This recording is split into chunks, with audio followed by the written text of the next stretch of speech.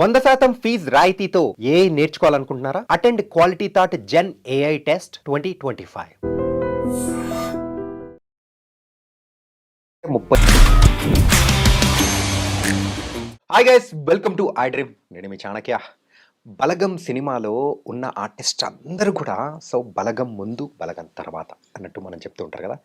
నేను ప్రత్యేకంగా బలగం మూవీ గురించి తీయడానికి ఏంటంటే, అందులో యాక్ట్ చేసి మరి ఆ తర్వాత బోల్డ్ అన్ని మూవీస్ చేస్తున్న మైమ్ మధు గారు ఇప్పుడు మనతో పడుతున్నారు. అండ్ ఇప్పటికి చూసుకుంటే 35 సంవత్సరాలుగా మైమ్ ఆర్టిస్ట్గా కూడా ఉంటూ మరి ఆ తర్వాత లేట్గా ఎంట్రీ ఇచ్చినా కానీ లేటెస్ట్గా ముందుకెళ్తూ ఉన్నారు ఆయన. సో ఆయన సినీ జీవితం ఎలా సాగుతుందో కూడా మనందరికీ తెలుసు. సో ఆయనతో చిట్ చాట్ ఎలా ఉంటుందో చూద్దాం. హాయ్ సార్, నమస్తే. నమస్తే సార్, ఎలా ఉన్నారు? గ్రేట్, బాగున్నాను.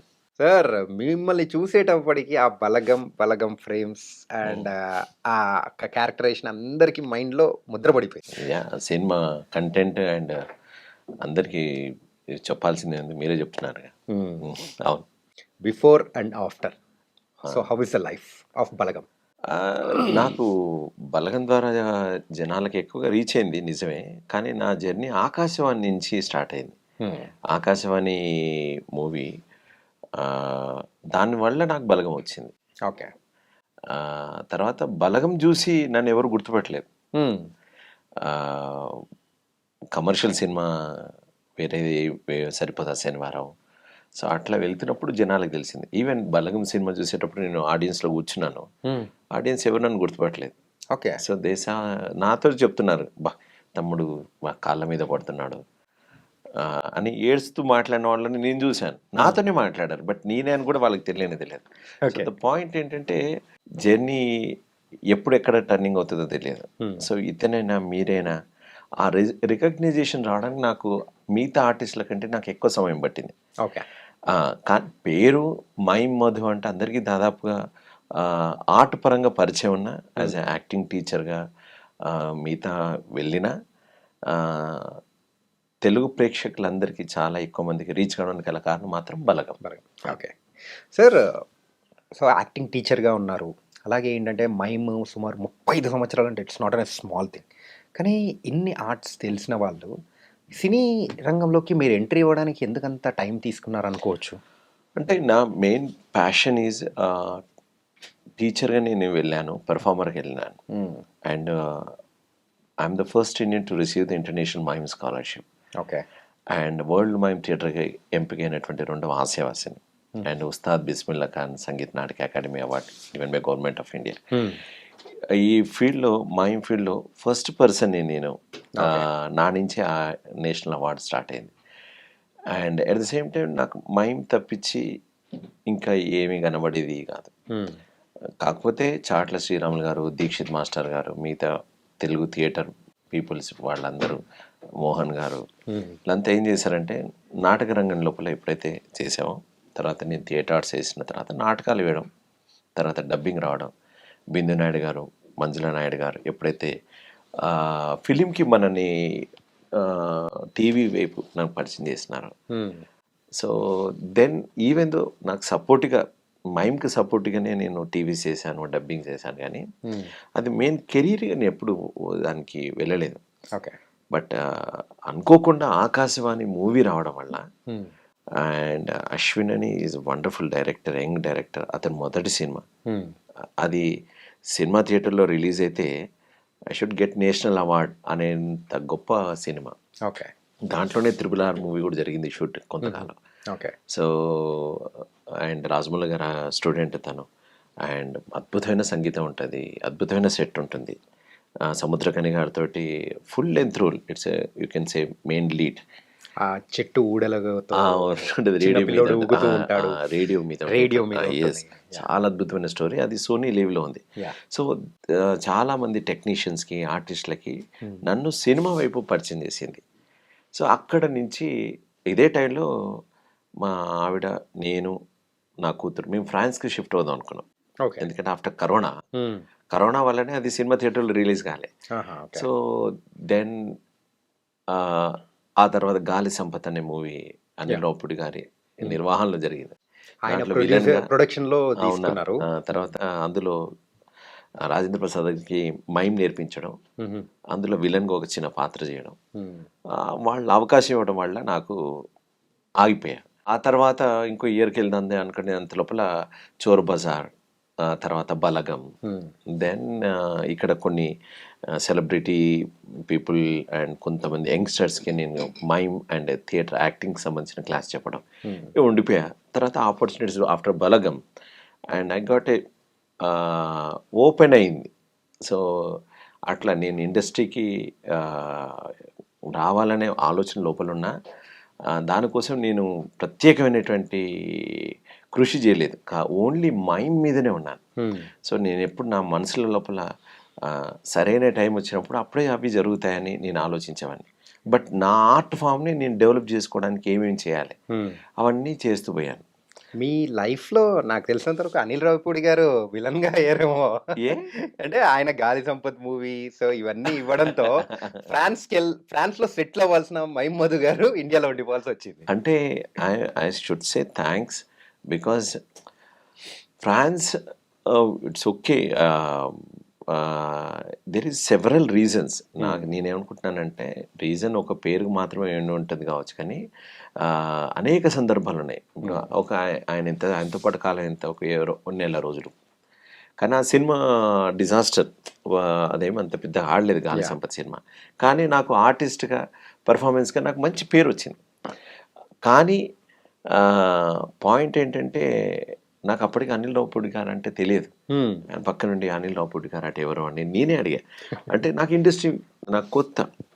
సో అందరూ పరిచయాలు కావడం, తర్వాత ఎంకరేజ్ చేయడం, బాగుంది, కంఠం బాగుంది, ఎక్స్ప్రెషన్స్ బాగున్నాయి, కమాండింగ్ ఉంది, ఇవన్నీ మీరు మళ్ళీ పైగా FTA పూణే ఫిల్మ్ ఇన్స్టిట్యూట్లో నేను విజిటింగ్ ఫ్యాకల్టీని మైమ్కి సంబంధించింది 2011లో నేను అక్కడ సిలబస్ ఇచ్చాను. అక్కడి నుంచి ఇప్పటిదాకా కంటిన్యూ అవుతున్నాను.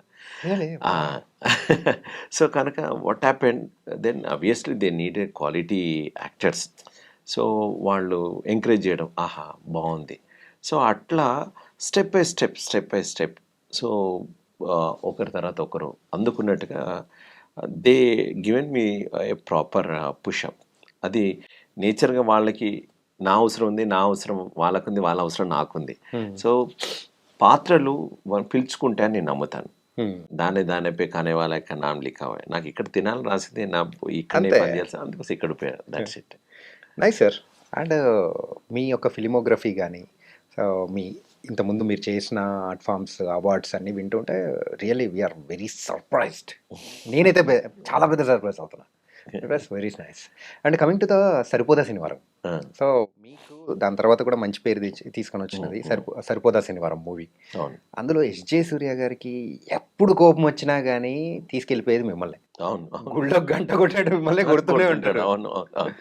సో దట్ రియలిస్టిక్ ఎక్స్ప్రెషన్స్ అనేది కూడా కొడుతూ ఉంటే మమ్మల్ని కొడుతున్నంత ఆ ఫీల్ అనేది మీ కళ్ళల్లో కనిపించింది అనమాట. Even that was very very impressive అనిపించింది. అది కూడా మీరు అన్నట్టుగానే గాలి సంపత్ సినిమాలో డైరెక్షన్ డిపార్ట్మెంట్లో ఒక తను చూసేసి నన్ను దీనికి రికమెండ్ చేసినాడు. వివేక్ ఆత్రేయ గారికి. వివేక్ ఆత్రేయ గారికి రికమెండ్ చేసినాడు.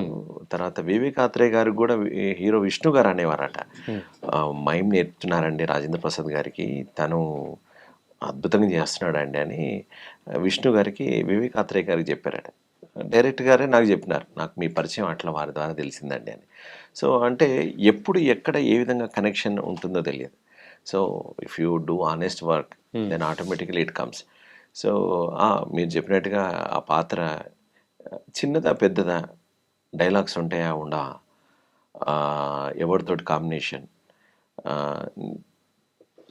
కమర్షియల్ వాల్యూస్ కోసం ఒక ఇంట్రెస్ట్ ఉంటుంది కావచ్చు, కానీ but if you in front of the camera or on stage or street performance whatever it may be, నీ క్యారెక్టర్ కనబడాలి, నువ్వు కాదు కనబడాలి అని నా గురువులు నాకు చెప్పినటువంటి విధానం. సో అదే నన్ను ఆ ట్రాన్స్ఫర్మేషన్కి నాకు గురి చేసింది. అంతకుమించి ఇంకేం లేదు. ఓకే. ఈ లుక్ దేనికోసం, విలన్ కోసమా లేకపోతే లేక ఏంటంటే మీ యొక్క ఆహార్యం అనేది చూస్తుంటే కంప్లీట్‌గా సో, విలనీగా కనిపిస్తున్నారు. కానీ కళ్ళల్లో మాత్రం విలనీ అనేది మాత్రం కనపడదు. అంటే మిమ్మల్ని కాదు లేయడం అది ఇప్పుడు అర్థం మీరు నాకు విలన్ కాదు కనుక నా కళ్ళల్లో కనబడుతుంది.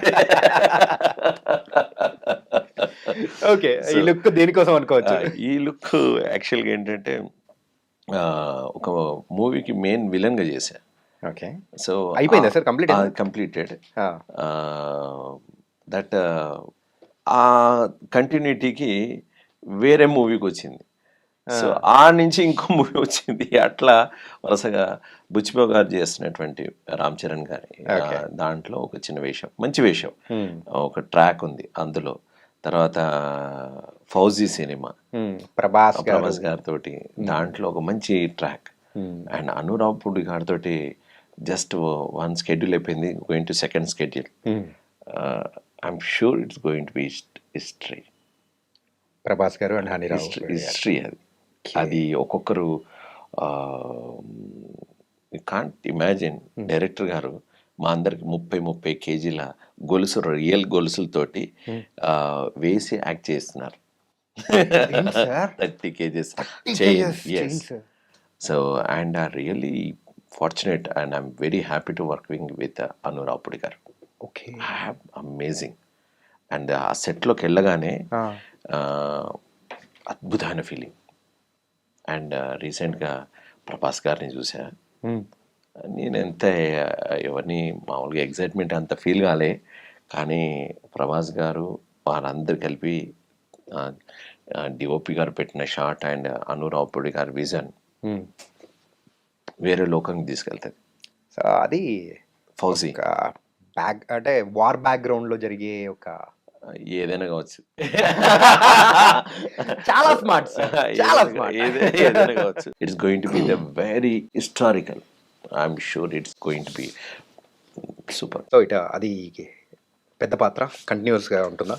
నేను ఇదే అడిగా హ్మ్. డైరెక్టర్ గారు, నాది పెద్ద పాత్రనా చిన్న పాత్రనా, చాలా సినిమాలు వస్తున్నాయి ఏంటి అని అంటే, మధు గారు ఇది అలాంటి నేనే మాట్లాడలేను, కానీ సినిమా చూసిన తర్వాత, సినిమా రిలీజ్ అయిన తర్వాత మిమ్మల్ని మీ దగ్గరకు వచ్చేసి మీ ఆటోగ్రాఫ్ అయితే తీసుకుంటారు, అది మాత్రం నేను చెప్పగలుగుతాను అన్నారు. వా! So whatever it may be, but characters చిన్నవి ఉన్నాయి, very emotional, very tough characters and not easy. మంచి character. Okay. I'm enjoying. You are enjoying. నేను నిజంగా ఆయన డేట్ల కోసం నేను ఎదురు చూస్తున్నాను తెలుసా. ఓకే. ఒకసారి 1 month ఇచ్చారు, 1 month క్యాన్సిల్ అయినాయి, ఇంకొకటి ఇచ్చాడు, అవి క్యాన్సిల్ అయినాయి. బట్ ఇన్ జనరల్గా ఐ ఫీల్ గెట్ అరే ఏంట్రా పోయి అని వచ్చి ఒక సెకండ్లోనే వెళ్ళిపోయింది. కానీ మళ్ళీ ఎప్పుడు పిలుస్తాడా అని ఎదురు చూస్తున్నాను. ఆ ఎక్సైట్‌మెంట్. స్కూల్లో ఒక టఫ్ టీచర్ దొరుకుతారు సార్. నాకు చిన్నప్పుడు దొరికాను ఒక టీచర్ ఉండే. Okay. So stand of the bench అని అంటారు కదా. సో అట్లా అనురావుడి గారితో అన్నాడు, సార్ మిమ్మల్ని చూస్తుంటే మా సైన్స్ టీచర్ గుర్తుకొస్తున్నాడు సార్, ఏమని ఉన్నారా, భలే మంచి అనిపిస్తుంది సార్, మజా వస్తుంది అని చెప్పాను. ఆయనతో అట్లనే అన్నాను. ఈ also very happy with me. చిన్నప్పుడు అంటే ఛాలెంజెస్ పెద్ద ఇష్టం ఉండదు, కానీ పెద్ద అయిన తర్వాత ఛాలెంజెస్ అలాంటి టఫ్ థింగ్స్ అనేది అలాంటివి వస్తూ ఉంటే మజా వస్తుంది కదా. అవును. ఓకే. ఓకే. సో ఫిలిమ్స్ గురించి it was very nice and everything. Coming to your name sir, ఒక వేరే ఒక ఆర్ట్ ఫామ్ని అంటే ఒక మీ పేరుతో కలుపుకోవడం అనేది it's not an small thing. So ఈ యొక్క ఆలోచన అనేది ఎప్పుడు వచ్చింది? మైమ్ మధుగా, నార్మల్ మధుగా ఉన్నారు మీరు, మైమ్ మధుగా మారాలని ఎప్పుడు అనిపించింది? నేను ఎప్పుడు అసలు నాకు అరుస మధుసూదన్ నా పూర్తి పేరు. సో పేపర్ వాళ్ళు అలాగే రాసేవారు. సడన్గా ఏకే కుమార్ గారు అని వరంగల్ లోపల థియేటర్ పర్సన్, సో మధు అదే మైమ్ మధు ఉన్నాడు కదా అని అలా స్టార్ట్ చేసినారు. నేరెళ్ళ వేణుమాధ గారు పెద్ద మహానుభావుడు, ఆయన మిమిక్రీ పితావాడు, ఆయన చేతుల్లో నేను పెరిగా. ఓకే. వాళ్ళు నన్ను తీసుకెళ్ళే వాళ్ళు ప్రోగ్రామ్కి, అబ్బా ఇది మైమ్ అదే మైమ్ మధు ప్రోగ్రామ్ పెట్టండి, అలా నామకరణం చేసేసినారు. నేను అనుకోలేదు నేను మైమ్ మధు అని, ఎప్పుడు అసలు ఆ తాడు కూడా రాలే. సో ఎక్కువ మందికి అలా రీచ్ అయింది. ఈవెన్ నా విజిటింగ్ కార్డ్స్ లో అరుసం మధుసూదన్ అని ఉంటుంది, కానీ the people know me as a mime Madhu. And ఒకసారి బాంబేలో one senior most artist Ram Gopal Varma గారి మూవీలో చేసిన విలన్ యాక్ట్ చేసిన ఆర్టిస్ట్ ఫర్గాట్. సో ఆయన డైరెక్ట్ అన్నారు, అరే mime Madhu, why you kept the mime Madhu, ఇతనా అహంకార ఐక్యా, అంత అహంకారమా నీకు అన్నాడు. సార్ కాదు సార్, నా పేరు అరుసం మధుసూదన్, మరి ఎందుకు మైమ్ మధు అని పెట్టుకున్నా అంటే, సార్ పిలుస్తున్నారు అంతే. అప్పుడు ఆయన అన్నాడు, మైమ్ అనేది సముద్రంలో, అందులో నువ్వు ఇసుకరేనోడి. సో ఏ Madhusudan, Madhusudan is a mime artist, నీ ఇంటి పేరు మైమ్ మధు కాదు అని. సార్ కాదు సార్, అట్లా పబ్లిక్ పిలుచుకుని నా పేరు, నేను అరుసం మధుసూదన్ అని ఇష్టపడతాను, కానీ యాజ్ ఎ మైమ్ ఆర్టిస్ట్ నువ్వు ఏదనగలవు. బట్ మైమ్ అనేది ఎవరైనా పిలుస్తుంటే నాకు బాధ్యతగా ఫీల్ అవుతాను. నేను ఇంకా మైమ్ చేయాలి, ఇంకా కొత్త అంశాలు చేయాలి అని ఫీల్ అవుతాను. సార్ ఇంతకు ఎవరు సార్ ఆర్టిస్ట్? ఇది ఇలా అన్న ఆర్టిస్ట్ ఎవరు? మన బాలీవుడ్లో ఉన్నటువంటి థియేటర్ పర్సన్, మార్షల్ ఆర్ట్స్ అతను, ఈవెన్ గోవింద గోవింద లోపల విలన్గా చేశారు. ఐ ఫర్గాట్ హిజ్ నేమ్, షాగో something. Is the first tai chi martial arts person in India. So Govinda Govinda movie అంటే విలన్గా చేసినారు. నాకు ఆర్టిస్ట్ సార్ ఫేస్ గుర్తొస్తుంది కానీ ఈవెన్ నాకు నేను గుర్తు రావట్లేదు. సరే, ఆయన హైదరాబాద్కి వచ్చినప్పుడు కూడా నేను ఆయన థియేటర్ చేస్తారు. సో ఐ గివెన్, నేను గోంగూర పచ్చడి ఇష్టం అంటే ఐ గివెన్. సమ్ టైమ్స్ ఇలా బ్లాంక్ అయిపోతూ ఉంటాను, తెలియదు. కానీ సార్ ఎంత మనం ప్రాక్టీస్ చేసినా ఏం చేసినా కానీ ఒక యాక్టర్గా ఉన్న వాళ్ళు కొన్నిసార్లు కెమెరా ముందు కూడా బ్లాంక్ అయిపోతూ ఉంటారు కదా. సో అలా అయిపోయిన సందర్భాలు ఏమన్నా మీకున్నాయా, ఎదురయ్యాయా? నాకు లేవు కానీ బట్ చాలామంది ఆర్టిస్టులు కావడం నేను చూశాను. దానికి రకరకాల కారణాలు ఉంటాయి. బాగా చేయాలనే ఆతృత పడ్డం ఒకటి, తర్వాత సరైన వాతావరణం అక్కడ అంబియన్స్ క్రియేట్ కాకపోవడం ఒకటి, తర్వాత వాళ్ళు అనుకుంటున్నటువంటి క్యారెక్టర్ ఏంటో పూర్తిగా అవగాహన లేకపోవడం ఒకటి, తర్వాత సమన్వయం మిగతా ఉన్న ఆర్టిస్టుల నుంచి సరైన కోఆపరేషన్ లేకపోవడం. Then he will be blank definitely. And పూర్తిగా దీని ముందు సీన్ దాని తర్వాత సీన్ కూడా పూర్తిగా తెలియకపోవడం వల్ల he will blank. So detail works ఎప్పుడైతే అవి మిస్ అవుతాయి అలాంటి టైంలో. కానీ నాకు ఆ అవకాశం రాలేదు. నేను ఏదో విధంగా నేను తవ్వేవాడిని, తీసుకునేవాడిని అండ్ లాగేవాడిని. నాకు ఆ విషయంలో ఎప్పుడు కాలేదు.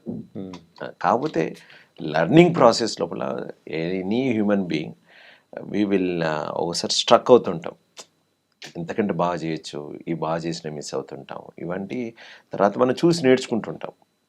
అండ్ మన టాలెంట్ని మనం ఇంప్రూవ్ ఎట్లా చేసుకోవాలనేది that is again methods we need to find out. Okay sir, ఇంతమందికి మీరైతే కోచింగ్ అనేది కూడా ఇచ్చి సో మంచి మంచి యాక్టర్స్గా కూడా తయారు చేశారు. సో అట్లాంటప్పుడు నాకు కూడా అనిపిస్తుంటుంది అనమాట, ఏంటంటే సినీ ఇండస్ట్రీలోకి రావాలి ఒక అనేటప్పటికీ ఒక పురుగు లాంటిది అంటుంటారు. సో అది మనసులోకి పడిన తర్వాత ఎలా ఏదో ఒకటి చేసైనా కానీ మనకు కొన్ని కోట్లు ఇస్తా అన్నా కానీ యాక్టింగ్ కావాలా, కొన్ని కోట్లు కావాలంటే అంత పిచ్చి ఉన్నోళ్ళు యాక్టింగ్ వైపు వెళ్ళిపోతుంటారు. అలా చాలామంది ఉన్నారు. సో ఇలా మీరు ఇంతమందికి నేర్పిస్తూ ఒక స్టార్డమ్ అనేది కూడా చూసుకుంటూ ఉన్నా కానీ మీరు ఎందుకు ఇలా రావడానికి లేట్ అయింది అనుకోవచ్చు? నేను లేటా అండ్ కరెక్టా నాకు తెలియదు. అండ్ ఏదైనా కానీ సరైన టైంలోనే సరైన ఇన్విటేషన్ ఉంటుందని నా అభిప్రాయం. అంటే మీరు అవకాశాల కోసం వెతుక్కోవడం కానీ everything is in on process. Okay, I never feel it's a late are ఒక్కొక్కరికి ఒక్కొక్క మీనింగ్ ఉంటుంది డెఫినేషన్. ఇప్పుడు వాళ్ళకి ఆ టైం కరెక్ట్, వీళ్ళకి ఈ టైం కరెక్ట్ అని వాళ్ళ అభిప్రాయాలు. బట్ నా అభిప్రాయం ఏంటంటే everything will come in proper time. Okay, there is no late, there is no early. So ఒక్క రోజులో నువ్వు ఆర్టిస్ట్ కాలేవు. ఎప్పుడు ఎన్లైట్మెంట్ అవుతుందో తెలియదు. ఎప్పుడు నువ్వు సాధన చేసుకుంటూ పోతూనే ఉండాలి. So everyday you need to ఎమోషన్స్లో విల్ బ్లాంక్ ఇట్.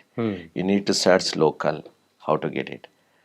చాలామంది యంగ్స్టర్స్ నన్ను అడుగుతుంటారు, ఏమనంటే సార్ నాకు కళ్ళల్లో నీళ్ళు రావట్లేదు, ఫియర్ రావట్లేదు, రౌద్రం రావట్లేదు, సున్నితత్వం మిస్ అవుతున్నా సార్, ఏదో కమర్షియల్లో పడిపోయి ఇదా ఉందండి.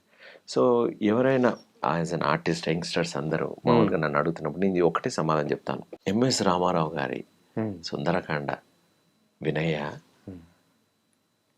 ఒక్కొక్క క్యారెక్టర్, హనుమంతుల వారు కానీ, సీతామాత కానీ, అక్కడ రావణాసురుడు కానీ,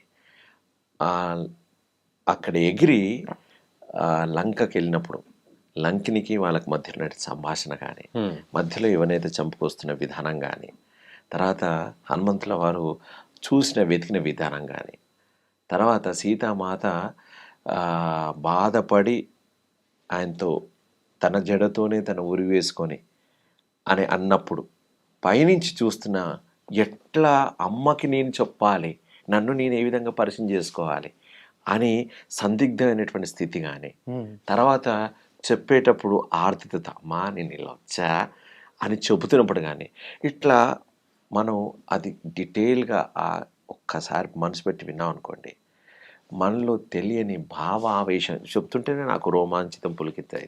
నాకు కూడా సో అలాంటి అలాంటివి మన పూర్వీకులు మనకిచ్చినటువంటి గొప్ప సంపద. రామాయణ మహాభారతాలను అలవోకగా చెప్పినటువంటి, ట్రాన్స్లేట్ చేసినటువంటి పెద్ద గురువులు ఉన్నారు. అవి ఒక్కసారి చెవులేసుకుంటే ప్రపంచంలో ఎక్కడా లేని థియేటర్ అక్కడ ఉంది, ఎక్కడి డ్రామా ఉంది, ఎక్కడ లేని బంధాలు ఉన్నాయి, ఎక్కడ లేని రాజకీయాలు మనకు కనబడతాయి. సరియైన రాజకీయాలు, సరియైన జీవన విధానం ఉంది. అప్పుడు ఆ సునిశ్చితత్వం మళ్ళా ఒక దీపం ఇంకో దీపంతో వెలిగించినట్టుగా అలా మనలో ఎండికపోయినటువంటి ఆ మొద్దుబారినటువంటి ఆ రాయిగా మారుతున్న దాన్ని మళ్ళా సున్నితత్వం చేస్తారు. Okay, as an artist needed మళ్ళా రీకలెక్ట్ చేసుకోవడానికి. సార్ ఒకటి చెప్పండి, any can be a artist కావాలనుకునేవాడు ఆర్టిస్ట్ అవుతాడు. అంటే అంటే ఇప్పుడు కళ రాదు అని చెప్పేసి, అరే నాకేమొచ్చలేరా భయ్ అని చెప్పేసి కొంతమంది ఆగిపోతూ ఉంటారు. అంటే ప్రతి ఒక్కరిలో కూడా ఒక ఆర్టిస్ట్ అనేవాడు ఉంటారు. అంటే నోటితో అనడం వేరు, ఇంటర్ నుంచి రావడం వేరు. అడు కావాలి అని మనసులో నుంచి పుడితే నీకు నేచర్ చూపిస్తుంది అని మన వాళ్ళు పెద్దవాళ్ళు గురువులు చెప్పినారు. So if you have an aesthetic sense, ఇప్పుడు నీకు తబలా ఇచ్చేసి నేను తబలా ఆర్టిస్ట్ అవుతాను తర్వాత అని అన్నా అనుకోండి, తబలా ఆర్టిస్ట్ అయిపోయినట్టేనా? కాదు. అండ్ 2 స్టెప్పులు నేర్పించా డాన్స్, ఇది కథం నేను డాన్సర్ అయిపోయినట్టేనా? డాన్స్ స్టెప్పులు మాత్రం వచ్చు. డాన్సర్గా ఎప్పుడు అవుతావు అంటే, ఎనీ ఆర్టిస్ట్, ఎనీ గ్రామర్ నువ్వు రీక్రియేట్ చేయగలగాలి. Even actor also on stage there is a director, there is a writer. వాళ్ళ రెండింటిని కలుపుకొని నీ లోపల వేసినప్పుడు నీలో భావావేశాన్ని, వాళ్ళు చిత్రీకరించినటువంటి దృశ్యాన్ని నువ్వు కూడా నింపుకొని నీ కాంట్రిబ్యూషన్ చేయాలి వాళ్ళకు అనుగుణంగా. ఓకే, సో ఆ ట్రాన్స్ఫర్మేషన్ కావాల్సినటువంటి సున్నితత్వం, ఫ్లెక్సిబిలిటీ నీ లోపల పెరగాలి. అది పెంచుకోవడానికి రోజు మెత్తబడుతూనే ఉండాలి, రోజు గట్టిపడుతూనే ఉండాలి, రోజు మెత్తపడుతూనే ఉండాలి. ఈ పదాల ఈ విధంగా నేను మాట్లాడుతున్నాను, ఎంతవరకు అర్థమవుతుందో తెలియదు కానీ అది సంస్కారాలతో వస్తుంటుంది. సో ఇవన్నీ చూడగలగాలి. సో పదార్థాన్ని చూసినంత మాత్రాన దాని రుచిని చెప్పగలిగేటువంటిది వేరు, కానీ తింటే కానీ పూర్తి రుచి చెప్పలేము. సో యాజ్ అన్ ఆర్టిస్ట్ కావాలనుకుంటే మాత్రం if you are going inside then ఆ డీపర్ టేస్ట్కి అలవాటు పడితే ఇంకా అది వేరు. రీసెంట్గా ఇన్స్టాగ్రామ్, ఈ సోషల్ మీడియా పెరిగిన తర్వాత ఇన్స్టాగ్రామ్లో నేను కొన్ని వీడియోస్ అనేది, రీల్స్ అనేది చూస్తున్నాను సార్. ఏంటంటే కొంతమంది థియేటర్ ఆర్టిస్ట్ కానీ ఏదైనా వర్క్షాప్ పెట్టినప్పుడు సో అందులో ఆటోమేటిక్గా ఏడుస్తూ ఉన్నట్టు, వెక్కి వెక్కి ఏడుస్తూ ఉన్నట్టు, it's a class, it's a therapy అని చెప్పేసి అని అంటూ ఉంటారు కదా. సో అది it's completely psychic. I don't believe this kind of things. ఎందుకంటే ఫర్ ఎగ్జాంపుల్ నువ్వు ఏడుస్తున్నావు అనుకో, నేను చూసి నేను ఏడుపు ప్రాక్టీస్ చేయమన్నా అనుకోండి, సెన్స్ అనేది ఉంటుందా అసలు? నిన్ను చూసి నాకు బాధపడి నేను ఏడుస్తా, కానీ నేను ఎందుకు యాక్ట్ చేస్తా? నేను మనిషిని అయితే నువ్వు ఏడవద్దురా ప్లీజ్ అని నేను చెప్పగలగాలి. అది ఇది నేను బోర్డు మీద స్విమ్మింగ్ ఇలా చేయాలి అనే నేను స్విమ్మింగ్ పాఠాలు బోర్డు మీద చెప్పాను అనుకోండి, మీకు స్విమ్మింగ్ వస్తుందా? రాదు సార్. అండ్ మీ డిఎన్ఏ వేరు, నా డిఎన్ఏ వేరు, మీరు పుట్టి పెరిగిన వాతావరణం వేరు, మీ భాష, మీ అలవాట్లు, ఫుడ్ అలవాట్లు వేరు. సో యాజ్ అన్ ఆర్టిస్ట్ గురు పరంపరగా అది నేర్చుకోవాల్సింది. సో ఎమోషనల్గా కొందరు నేర్పిస్తుంటారు, ఇట్స్ ఎ సైకిక్. సో ఇమాజినరీకి వదిలేస్తారు, అది ఎందుకన్నాడో ఏమన్నాడో మీకు తెలియదు. ఇది మీ ఊహకి ఇది వేరే తిరిగి అర్థమవుతుంది. ఇప్పుడు film is completely reels is completely popularity కోసం అవగాహన కోసం ఇచ్చేటువంటి చిన్న చిన్న మాటలు అవి. దాన్ని పట్టుకొని మనం మన లోపల ఇంకో సినిమా క్రియేట్ చేసుకొని రాసేటువంటి స్క్రిప్ట్ అది. కానీ ఒరిజినల్గా అలా కాదు. As an actor and training is as a Guru and శిష్య మధ్య అతన్ని ఏ స్థాయిలో ఒక పదం మాట్లాడితే అర్థమవుతుంది, అతన్ని వేరే లెవెల్కి అది ఇంకో స్థాయికి తీసుకెళ్లేటువంటి అనుభవం ఉన్నటువంటి గురువు ఏ పద్ధతి అయితే అలవరుస్తారో ఆ పద్ధతిని ఉపయోగించుకొని అతను ఓపెన్ అప్ చేస్తాడు. Complete different different every one is different. నీకు ఇష్టం ఉంది, నాకు ఇష్టం కాకపోవచ్చు. రైట్. సో అట్లా ఏంటంటే థియేటర్ క్లాసెస్ ఇట్లాంటివన్నీ కొన్ని రీల్స్ అనేది చూస్తూ ఏంటంటే making interest, marketing strategy it's గిలిగింతలు. ఓకే, ఇలా వస్తుందా, ఇలా చేయొచ్చా అని ఒక గిలిగింతలు పెట్టడం, టిక్లింగ్, అంతే. అంతేగాని దాన్ని చూసి ఇలా ఉంటుంది అలా ఉంటుంది అని చెప్పడానికి లేదు. So you should enter, then the process is different. Okay. మీతో మాట్లాడుతూ ఉంటే ఇలా యాక్టింగ్ దాని గురించి ఎన్నో మహాసముద్రంలో ఉన్నది కూడా కొంచెం తెలుసుకోవచ్చు అనిపిస్తుంది. అంటే as a mime is a mother for all art forms. Mime అన్ని కళలకు తల్లి లాంటిది. మైమ్ లేకుండా నువ్వేం చేయలేవు. సో మీరు మాట్లాడే ముందే మీ శరీరం మాట్లాడుతుంది.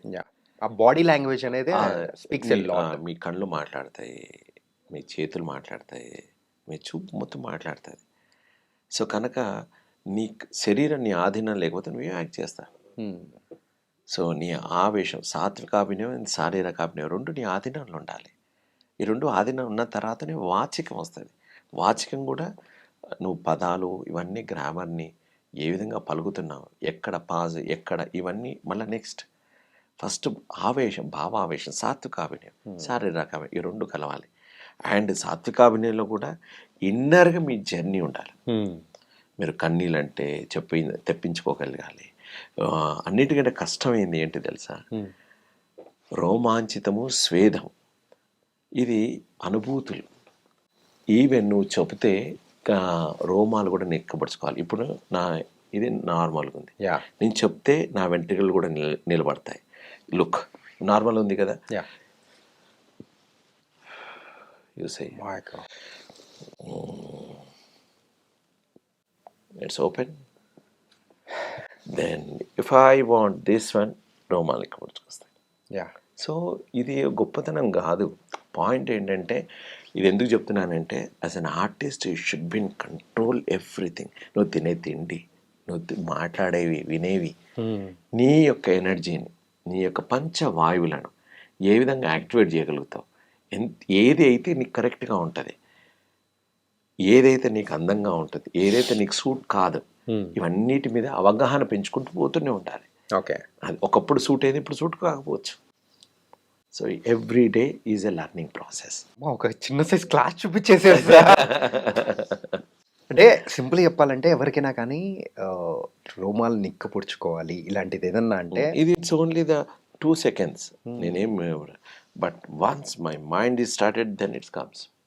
అంటే యూజువల్గా థియేటర్లో కూర్చున్నప్పుడు ఏదైనా కానీ ఒక మంచి ఎలివేషన్ సీన్ కానీ ఏదైనా అనిపిస్తూ ఉంటే, మన ఫేవరెట్ హీరో కానీ ఏదన్నా సంథింగ్ ఇష్టమైంది ఏదో అనిపిస్తే అప్పుడు సెన్స్ యాక్టివేట్ అయిపోయి ఆటోమేటిక్గా అంటే గూస్ బంప్స్ వచ్చేస్తాయి. ఇదేంటంటే నవరసాల లోపల నువ్వు ఒక ఏదైనా రౌద్రాన్ని తీసుకోండి, ఒక శృంగారం తీసుకోండి, ఒక టైంలో మీకు ఈ జడ్జిమెంట్ ఇవి.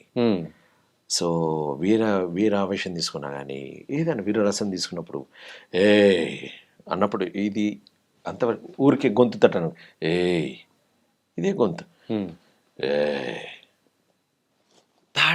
టచ్ చేసాదట. మీరు అన్నారుగా, ఏది సరిపోదా శనివారంలో నా మీద ఆర్ఆర్ ఉండదు, నా మీద అవతల క్యారెక్టర్ని ఎలివేట్ చేశాడు అనుకుంటుంది, కానీ కొడుతున్నప్పుడు బాధ కలుగుతుంది, అరుపు కానీ. నాకు ఒక్క డైలాగ్ ఉండదు సినిమాలో, బికాస్ సాత్వికాభినయం, I control myself. So ఎంతమంది చూడు, మిమ్మల్ని సాత్వికాభినయం బాగుంటే నేను లాక్కుంటాను. ఈ నవరసాల్లో సో ఒక్కొక్క దానికి ఒక్కొక్క ప్రత్యేకత అనేది కూడా ఉంది. కొంతమందికి కొన్ని ఎమోషన్స్ అనేది ఈజీగా వచ్చేస్తాయి, కొంతమందికి తక్కువ వస్తుంటాయి. అందులో ఎక్కువ మంది మనకు చెప్పింది కూడా, సో హాస్యరసం అనేది కూడా చాలా డిఫికల్ట్ అని కూడా అంటూ ఉంటారు. సో, దాన్ని యూజువల్‌గా యాక్టివేట్ చేసుకోవాలి. దాన్ని మనం అంటే ఈజీగా తెచ్చుకోవాలని ఒక యాక్టర్ అనుకున్నారనుకోండి. సో, అంటే అతన్ని ఎట్లా ట్రైన్ చేస్తారు మీరు? అదే చెప్పాను నేను. ఒకరు లావుగా ఉంటారు, ఒకరు పొట్టిగా ఉంటారు. సిచ్యువేషనల్ కామెడీ అని ఉంటుంది. అండ్ పంచింగ్ డైలాగ్ తోటి ఉంటుంది. సో, డైరెక్టర్ యొక్క టేస్ట్ ఉంటుంది. మిగతా వాళ్ళ ఉంటుంది. సో, సెన్స్ ఆఫ్ హ్యూమర్ అయి ఉండాలి. It's a very difficult to explain through words. ఒక్కొక్క వ్యక్తికి కాస్ట్యూమ్స్ తోటి మేము ట్రై చేస్తుంటాం. యాహ్! అండ్ సౌండ్స్‌తో ట్రైల్ చేస్తుంటాం. కొందరికి పడిపోవడంలో ట్రై చేస్తుంటాం. కొందరి పర్సనాలిటీని వేరియేషన్‌లో చూయించడంలో ట్రై చేస్తుంటాం. సో, ఒక్కొక్కరికి ఒక్కొక్క వెరైటీగా పడుతుంటది. ఒకే పాయింట్‌లో ఇద్దరిని దూరుస్తుంటాం. ఎస్ ఎ క్లౌన్‌కి సంబంధించినవి ఉంటాయి. So, we will apply some different techniques. Okay. కొందరు జారి పడిపోయి అక్రోబాటిక్స్ తోటి నవ్వుతారు. అండ్ కొందరికి స ఆహ్, ఏది సందర్భం ఉండదు. వచ్చేసేసుకొని వచ్చి మధ్యలో గెలికెళ్ళిపోతుంటారు. యాహ్! సో, అప్పుడు ఆ సిచ్యువేషన్స్ ఎట్లాంటివి క్రియేట్ చేయడం ఉంటది. So, how to identify that one. అది తెలుస్తుంటది. పంచ్ ఇక్కడ పడతదిరా అనేది ఉంటది. ఓకే. ఊరికే మనం నవ్వుతే కాదు. సో, ద పాయింట్ ఏంటంటే ఆడిని చూడగానే ఏడుపు ముఖం వచ్చినా గానీ, వాడు సీరియస్‌గా ఉన్నా గానీ నవ్వొస్తుంటది. ఏదైనా గానీ చేస్తూ ఉన్నప్పుడు కొంచెం యాక్సెప్టెన్స్ అనేది కూడా ప్రేక్షకుల దగ్గర నుంచి బానే ఉంటది. కానీ, ఈ హాస్యం చేసేటప్పుడు అది ప్లాస్టిక్ నవ్వా? లేకపోతే ఇఫ్ యూ ఆర్ నిజంగా నవ్వుతున్నారా అనేది ఈజీగా ఐడెంటిఫై చేయగలుగుతాం. కళ్ళు అనేవి అబద్ధం ఆడయండి. కళ్ళల్లో గూడా ఆ నిజాయితీ ఉంటది.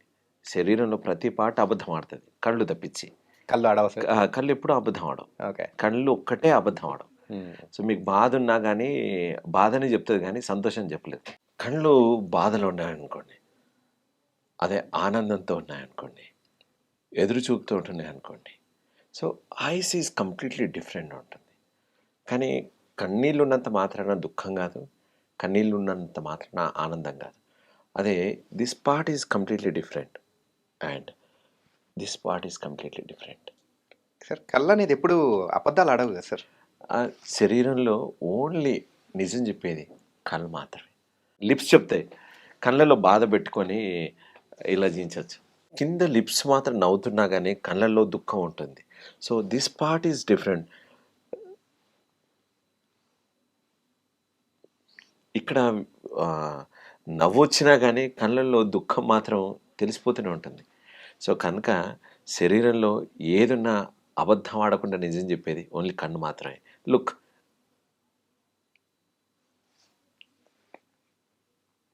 రెండూ ఆనందం ఉందనుక.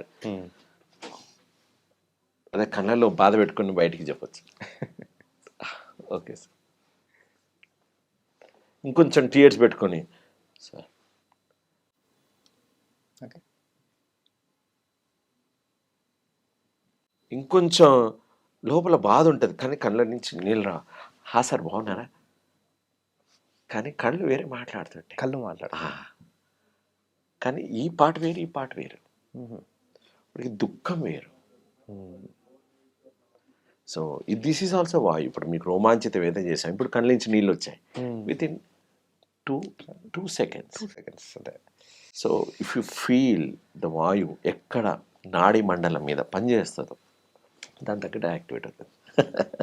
ఇన్ని ఆర్ట్ ఫార్మ్స్ ఉన్నా గానీ మీరు మెయిన్‌గా మైమ్ సైడ్ పోవడానికి గల రీజన్ ఏంటి? తెలియదు. కానీ ఒకటి మాత్రం అది చేసినప్పుడు నేను ఆనందపడతాను. ఓకే. అందులోకి వెళ్ళడానికి భగవంతుడు నాకు ఆ ఆర్ట్ ఫామ్ ఎంచుకోవడానికి కావాల్సిన వాతావరణాలు ఏర్పడినాయి. అది చేస్తూ పోతుంటే నాకు తెలియని ఆనందం, చెప్పలేని బ్రహ్మానందం, తెలియని ఒక అనుభూతి జరుగుతుంది. ఫస్ట్ గుర్తుందా? First day? ఫస్ట్ డే గుర్తు. తెలుసు, ఎందుకు గుర్తులేదు. అదే ప్లీజ్. నేను చిన్నప్పుడు 10th క్లాస్ 9th క్లాస్లో ఉన్నప్పుడు అంకుష్ అనే ఫ్రెండ్ మైమ్ చేస్తున్నాడు. అది మైమ్ అని కూడా తెలియదు నాకు. టీచర్స్ అందరిని నిలబెట్టాడు. వాడు ఏం చేస్తున్నాడు చూద్దామని విండో ఎక్కి మరీ చూశాను. చూసినప్పుడు దెన్ ఐసా అది గుర్తుండిపోయింది. మా కాలనీలో వినాయక చవితి ఉత్సవాలు ఎవడోడు చేయాలి, నేను చేస్తానని చెప్పాను. నాకు మేకప్ వేసుకుని కూర్చొని పెట్టారు. బయట ఇంటి ప్రొఫెషనల్ ఆర్టిస్టులు నన్ను మర్చిపోయారు. రాత్రి 12:30 అవుతుంది. అప్పట్లో అందరూ కాలనీ వచ్చి కూర్చునేది. సో, పోతుంటే 92లో ఇది. సో, పోతుంటే నేను అడిగా, నన్ను మర్చిపోయారు. అరే ఉండవు కదరా నువ్వు రా అని చెప్పేసి నన్ను వేదిక ఎక్కించారు. అద్భుతంగా అయింది. ఒకటి చేశాడు కదా ఇంకో అని ఇంకోటి పల్లెటూరు వాడు సినిమాకి పోతే అని అప్పటికప్పుడే థీమ్ చెప్పినారు. అదేదో చేసేసాం.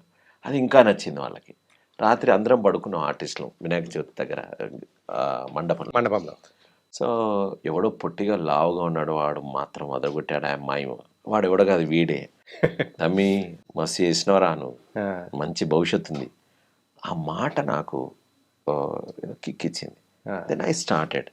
ఒక గురువు దగ్గరికి వెళ్తే నేర్పిస్తానని తిప్పించినాడు. తర్వాత ఏదో మాట అనడం వల్ల బాధపడ్డాను. ఆ బాధ ఇక అసలు ఎవరున్నారు అంటే నాగభూషణం గారు అని ఒక గురువు. ఆయన దగ్గరికి వెళ్తే ఆయనకు బట్టలు పెట్టి నాకు నేర్పించినాడు. ఆయన ఫస్ట్ గురువు. తర్వాత కలకట్టాకి వెళ్ళే అవకాశం వచ్చింది. కలకట్టాలో పద్మశ్రీ నిరంజన్ గోస్వామి గారి దగ్గర నేర్చుకున్నాను. తర్వాత అమెరికాకి వెళ్ళడానికి చిన్నజీయర్ సంఘర్ నాకు ₹1,00,000 స్పాన్సర్ చేస్తున్నారు. అమెరికాకి వెళ్ళి టోనీ మ్యాంటనోర్ దగ్గర నేర్చుకున్నాను. తర్వాత జపాన్లో 2007లో I got a body and training. వరల్డ్లో ఇద్దరికి స్కాలర్షిప్ ఇస్తారు. I got that scholarship. That's a food only 2 tomatoes, 41 days farming, only 2 days. So body and movement, internal weather workshop. So I learned that. Okay. So 82 kgs now and 68 kgs అయ్యాను. So it is so many thing. అంటే mime acting ద్వారా కూడా so wait అనేది loss అవ్వచ్చు అని కూడా మనం ఇంతకుముందు మాట్లాడాలి. అదేం లేదు, మైమ్ యాక్టింగ్ తోటి ఏం weight loss. Mime act is different. Okay. Weight loss అనేది డిఫరెంట్ సబ్జెక్ట్. లావుగా ఉన్న వాళ్ళు కూడా మైమ్ చేస్తారు, సన్నగా ఉన్న వాళ్ళు కూడా మైమ్ చేస్తారు. దానికి సంబంధం లేదు. అంటే వెయిట్ లాస్ కి దీనికి అసలు సంబంధం లేదు. ఓకే. సో ఐ థాట్ ఏదైనా కనెక్షన్ ఉందేమో అని చెప్పేసి. మైమ్ టూల్ ఏంటి, మైమ్ ఆర్టిస్ట్ టూల్ ఏంటి? బాడీ. రైట్. తల భాగం నుంచి కాలి గోటి వరకు నోరై మాట్లాడాలి. ఈవెన్ ఫింగర్స్ కూడా మాట్లాడతాయి. ఈవెన్ అంటే వాచకం అనేది లేకుండా ఉంటాం కనుక ఇది కూడా మాట్లాడిందా లేదా, గోరు కూడా మాట్లాడింది. అలాగే నఖ చిత్ర అంటారు, కాలి గోటిని కూడా గీస్తుంటారు. సో పాదం కొడితే ఒక ఫీలింగ్ వస్తుంది, అంటే పాదం కూడా మాట్లాడుతుంది. శృంగారరసంలో నేలు కూడా మాట్లాడుతుంది. సో గోరుతో కూడా మాట్లాడచ్చు, వీపు కూడా మాట్లాడాలి. అంటే మైమ్ ఆర్టిస్ట్కి టూల్ ఏంటి? బాడీ. సో బాడీ కంట్రోల్ ఉంచుకోవాలంటే ప్రతిదీ జాయింట్స్ గురించి తెలిసి ఉండాలి, ప్రతిదీ నీ ఆధీనంలో ఉండాలి. అంటే మ్యాక్సిమం మైన్యూట్ ఎక్సర్సైజ్ నుంచి స్లో మోషన్ నుంచి స్పీడ్ దాకా నీకు తెలిసి ఉండాలి. ఓకే. సో అప్పుడు you will get and commanding on your body. So అందుకు దానివల్ల నువ్వు తగ్గడమా పెంచుకోవడం నీ ఇష్టం ఉంటుంది. సినిమాకి వచ్చేసరికి ఒకసారి లావు కావాల్సి వస్తుంది. నేను లావ్ అయ్యా, ఒకసారి 6 kgs 7 kgs పెరిగా, తగ్గా. Okay. So you need to command on your body. Okay. ఏది తింటే పెరుగుతావు, ఏది తింటే తగ్గుతావో తెలిసి ఉండాలి. Every body is different. Everyone is unique. ఒకరికి ఈక్వల్గా ఉంటుంది. ఏంటంటే వితౌట్ డైలాగ్తో మనము కంప్లీట్ బాడీతో కంప్లీట్ చేసేది mime. So it was very nice sir. కానీ మీ ఫస్ట్ మూవీ ఏది సార్? ఆకాశవాణి. కానీ దానికంటే ముందు ఒకటి చేసా, థ్రిల్ అనే మూవీ చేసా. బట్ దట్ ఈజ్ అది నేను చూసుకోలేదు మూవీ. అది థ్రిల్ అనే మూవీ 2002లో వన్ ఆఫ్ ద యంగ్స్టర్స్లో చేసా. అది వీరికి. బట్ ఐ డోంట్ నో అది రిలీజ్ అయిందా తెలియదు, ఏమైందో కూడా తెలియదు. But I will consider as Akashvani is the first movie. కానీ అంతకంటే ముందు కెమెరా ముందు కనిపించడం అనేది తేజ గారి మూవీలో ఒకసారి కనిపించారు కదా.